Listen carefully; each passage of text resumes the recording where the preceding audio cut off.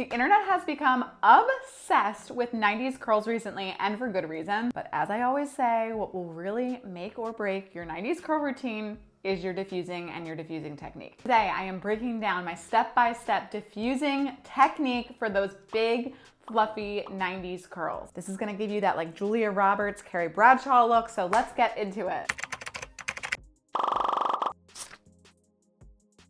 Hey guys, welcome back to my channel. If you're new here, I am Barbie Dell. I am a curly hair coach, and I've been helping people just like you with their curls since 2020. I've done this through videos just like this, my curly hair subscription, Curls Monthly. I've helped curlies learn how to embrace and love their natural hair texture. Curls Monthly is my curly hair subscription box. Each month, starting at just $28, you can get 5 products shipped right to your door. So it's the best way to try curly hair products. So of course, if you're ready to like simplify your routine, discover products that your curls will love, I'm gonna put the link below to subscribe to Curls Monthly. I would love to help you embrace your curls this year. Now, before we get into the step-by-step diffusing tutorial, there are 2 rules that you have to follow. You have to understand these rules if you want true 90s curls. Rule number 1, when you diffuse, especially if you're used to air drying, diffusing requires you to add a little bit more product than if you're air drying. When you diffuse, that moisture is pulled out so much faster because you're kind of just like jet starting the drying process. And if you don't have enough product in your hair, your curls are gonna dry too quickly, they're gonna get super frizzy, they're gonna look very messy, not in a cute way. They're just gonna look like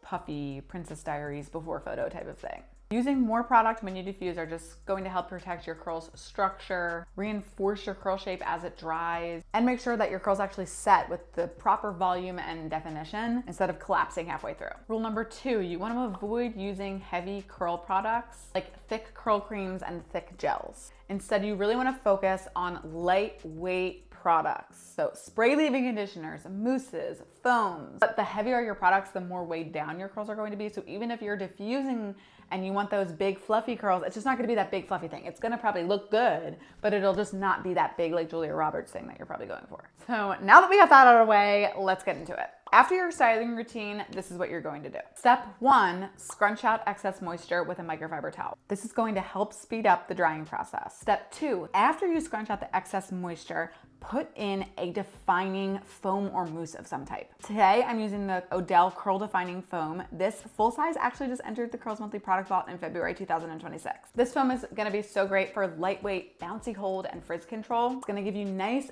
bouncy curls and waves. It'll also hydrate and enhance your natural curl pattern. It has UV and heat protection up to 450 degrees Fahrenheit. It's humidity resistance for up to 24 hours. And primarily it's for wavy and curly hair types who just want that extra bounce. This full size is typically about $11.99. You can also find it at CVS, Target, and Ulta. Something that's so great about this product is its salon grade formula, but at an affordable price. So let's break down some of the ingredients that I love inside. We have vitamin B, which is a moisture binding vitamin that actually helps retain hydration. Aloe vera is really great. It's a lightweight humectant that hydrates the curls without any heaviness. Tomato ferment helps with curl longevity and just like curl control in general. Rice protein will help strengthen your curls while adding like nice airy volume. It does have a lightweight hold, so this is a very lightweight hold product, perfect for like that 90s big fluffy look, hence why we're using it. And I typically find that for the lightweight products, you wanna put them on after you scrunch the water out from your hair. I feel like a lot of times if your hair is too wet, they'll kind of just like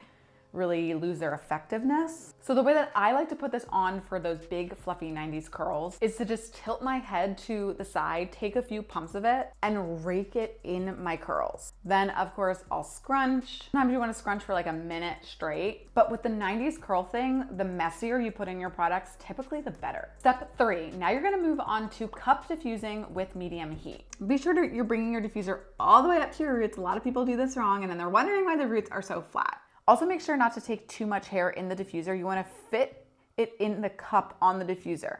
Hold it in place for 45 seconds on each part. It's kind of annoying to sit there and hold it in place for 45 seconds, but it really makes such a difference. Like slow and steady wins the race. You're going to want to go around and hold it for 45 seconds on each part for 2 or 3 rounds. Medium heat will also help set the curl pattern without causing damage or excess frizz. Step 3, I kind of talked about this, but bubble diffuse your roots. Bubble diffusing adds airflow to the scalp without disturbing the curl clumps, creating soft, natural volume. It's literally just going to dry your roots in a voluminous position. Step 5, flip your head to one side and hover diffuse on high heat. heat. Hold the diffuser a few inches away, focus it on your roots, and flipping changes your part and forces roots to dry in a lifted position, creating that effortless blown out look. Step 6, flip your hair to the other side and diffuse on high heat. Alternating sides prevents curls from settling flat and creates a balanced volume all throughout your hair.